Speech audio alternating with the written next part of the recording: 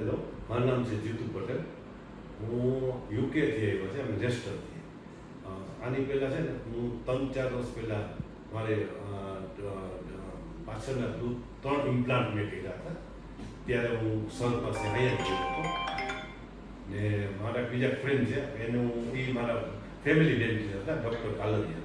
એને મને રિકમેન્ડ કર્યા કે તમે આ કૌશિકભાઈ પાસે જાઓ. એટલે હું લગભગ 3 વર્ષ પહેલાં આવ્યો હતો ને મારા 4 પેલા ભાઈ પાછળના દાંત ઇમ્પ્લાન્ટ કર્યા ને એ ટાઈમમાં પણ લગભગ 40 મિનિટ કે 45 મિનિટમાં મારું ઓપરેશન થઈ ગયું હતું. મને જરાય નહોતું દીધું ને એના લીધે એના લીધે મને પાછો હમણાં છેલ્લા 3 મહિનાથી બહુ પ્રોબ્લેમ થઈ ગયો. મારી બધી જૂની કેપ હતી ને એ બધી મારે મોઢામાંથી બધી નીકળવા માંડી. અહીંયા મેં ફિટ કરાવી પણ એ પાછી ફિટ કરાવી ને તો તૂટી ગઈ, ઘણી તૂટી ગઈ એટલે પછી રહી જતી હતી.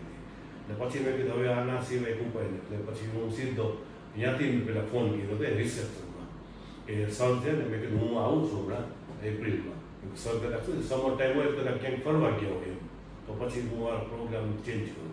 પણ અહીંયા પણ મને ફાઇન રિસ્પોન્સ મળ્યો કે ના તમે ગમે ત્યારે આવો અને તમને લઈ લઈશું.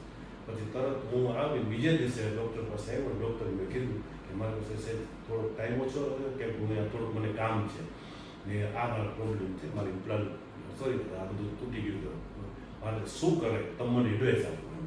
તો તરત એને મને કીધું કે તમારે મને પહેલાં એમ જ હતું કે કદાચ ઇમ્પ્લાન્ટ કરશે ને થોડી કેપ કરશે, પણ એને કીધું કે ના તમારા દાંતની હાલત એટલી ખરાબ છે, બધા ઘસાઈ ગયા છે એટલે તમારે ઇમ્પ્લાન્ટ જ કરવા પડશે. મેં કીધું ઓકે કાંઈ નહીં. તો કે ને તરત એને મને સ્ટાર્ટ કર્યું કામ ને પછી એટલું બધું ફાઇન સ્પીડઅપ ફોલોઅપ કર્યું.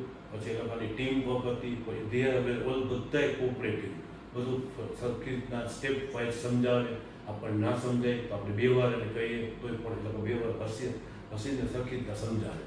એટલે શું છે આપણે 50% છે ને આપણો ઇન્ટરનલ જે પ્રોબ્લેમ હોય જે હોય ને બીક નીકળી જાય. કેમ કે ગામમાંથી માણસો આપણે બહુ ગભરાય હોય ને એ લોકોને એટલું ફાઇન હોસ્પિટલ હાઇજેનિક છે. 2 વસ્તુને ધ્યાન રાખવાનું. મને એવું લાગી ગયું કે હોસ્પિટલ હાઇજેનિક હોવું જોઈએ, સ્ટાફ સારો હોવો જોઈએ ને એનો નેચર સારો હોવો જોઈએ. જો 3 વસ્તુ હોય ને તો બધે દાંત ફર્સ્ટ ક્લાસ થઈ જાય, કોઈ દી કાંઈ વાંધો ના આવે. દરરોજ મારા લગભગ સોમવારે મેં ઇમ્પ્લાન્ટ ચાલુ કર્યા. ઇમ્પ્લાન્ટ પહેલો દિવસ મારો હતો ને ગુરુવાર સુધીમાં મારું બધું કમ્પ્લીટ થઈ ગયું. સ્કૂલ આવી ગયા. પહેલા દિવસે 2.5 કલાકમાં સરે બધાએ સ્કૂલ ફિટ કરી દીધા ને 1 દિવસ પછી બીજા દિવસમાં પાછો બોલે એવું ચેકઅપ માટે જોયું બધું ફાઇન છે.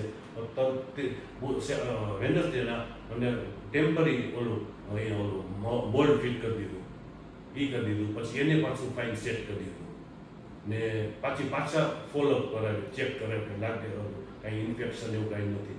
આજે છઠ્ઠો કે 7મો દિવસ હોય મારું જે ગાર્ડ હોય મને ટેવ બહુ એ લોકોએ કીધું ને મને ઘણી ઊંઘ ઉડી જાય, હું મારો દાંત બહુ ઘસતો તો એનું પણ મને સેફ્ટી ગાર્ડે આપી દીધું ને મને ખબર નહોતી કે આનાથી આ બધો ફેરફાર થાય.